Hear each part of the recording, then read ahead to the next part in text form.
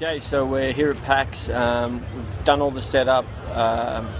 It's time to go check out the panel room, so we're going to see where we're going to be seated and everything like that.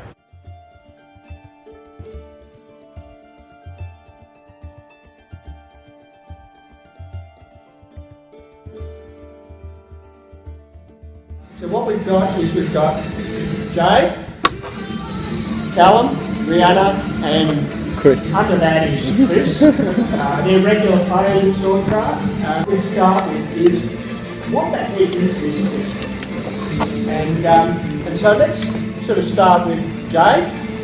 Can you tell us a bit about what is Swordcraft? Well, it's just somewhere that you can go and hit people for fun. Legally. But there are a lot of people out there who like to do this sort of thing, and that's why there's such a big community, because it is, you know, it's really accepting, it's really fun, and you get exercise. I mean, you work pretty hard. Yeah, I'm knackered already. You're only just wearing this stuff. I know. We rode the escalator. Yeah, I've been walking with you. In fact, Kel, maybe Kel and Jade, can you guys stand up and wave? In fact, everyone here, you're all wearing something. I look fancy. You are too. And in fact, let's get you, I'm not going to make you stand on the table.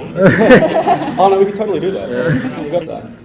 Mine's all like, I wear couches, so I literally cut up couches. You'll see me in like hard rubbish day outside your house with a box cover. And I'm that weirdo, I'm like, but yeah, it's all couches. I go to the Salvos and I'll get like a leather jacket, and my sort of kit is really easy to make. And then I've got all this sort of stuff, which is obviously real, but yeah, most of my stuff I can just slap together. The mask is actually the last guy to chase him off your lawn. Has anyone here suffered any interesting injuries doing Swordcraft? I wouldn't say it was an injury, but I was about 3 AM at the last quest, which is basically like a big camping event. Sleep fighting. I got up to drink some water, and there was I grabbed one of my Water. no, because cider was like the pre-drinks, and then I get to the water because I have to wake up.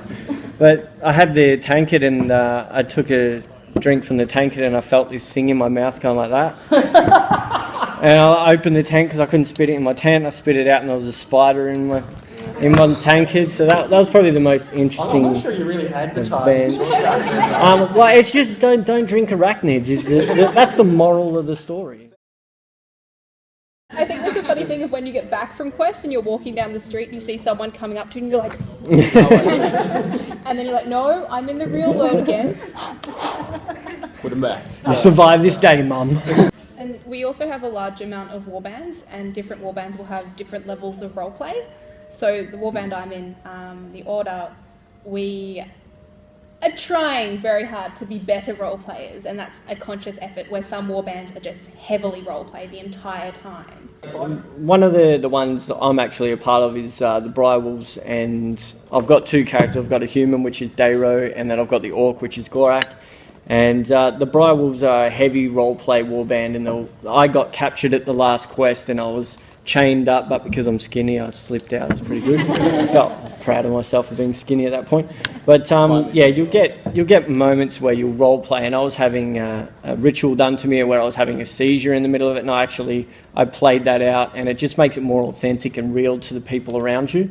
So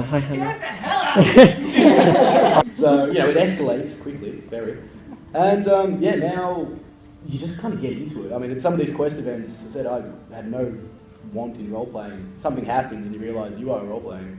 Yeah. And that shit was tense. Yeah.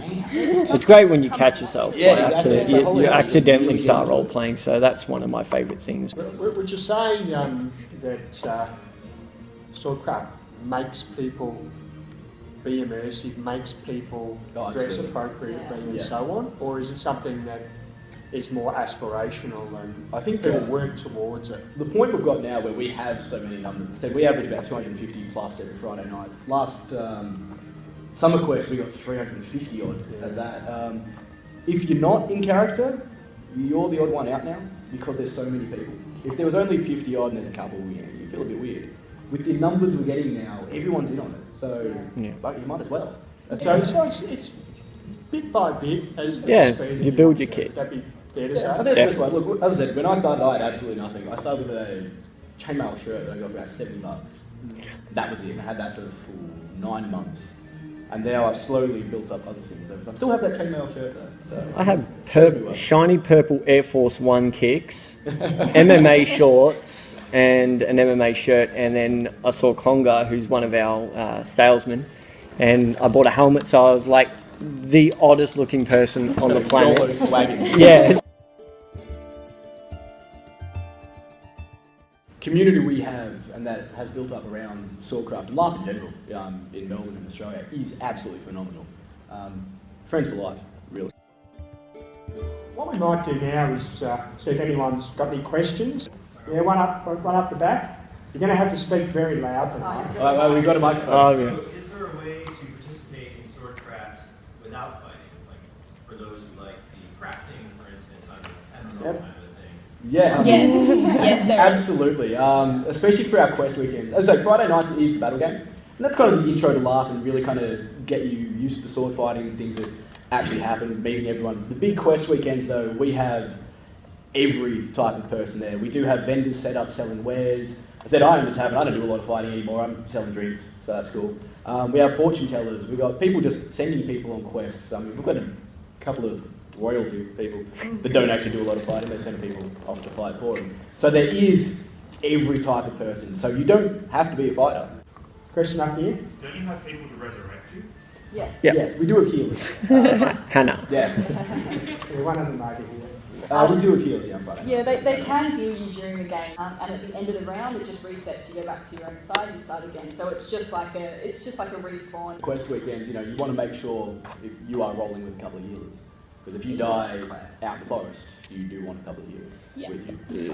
In that sense, if there isn't anyone, then you walk back to town, get respawned, stuff like It's that. like in World of Warcraft when you have to spirit walk all the way back and go to the graveyard, that sort of thing. So it's like that, and it just gets taxing after a while. Because I'm usually by myself in the forest, and I'll get like 14 dudes come up and like give us your coins. And I'm like, nah, and then they'll stab me, and then I'm like, I'll walk back.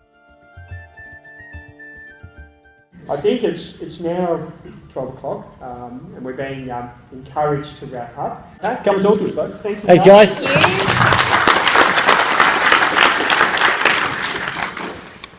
I love you. The panel was awesome. I'm so happy with how it went. There was a fair few people there. All the questions were really good. All of the banter was really good. So I was really happy with how that turned out. The booth itself is going really well. I'm happy with that. I have a lot of black face paint on still, so I'm going to try and get on the train looking like a homeless dude sitting here with my suitcase. But other than that, I was really happy with today. Got to go to work now, but tomorrow I'll be back and I'll be recording for Richie, doing a little bit of shooting for myself for LARPA, so keep up to date with that. And other than that, see you tomorrow. Peace.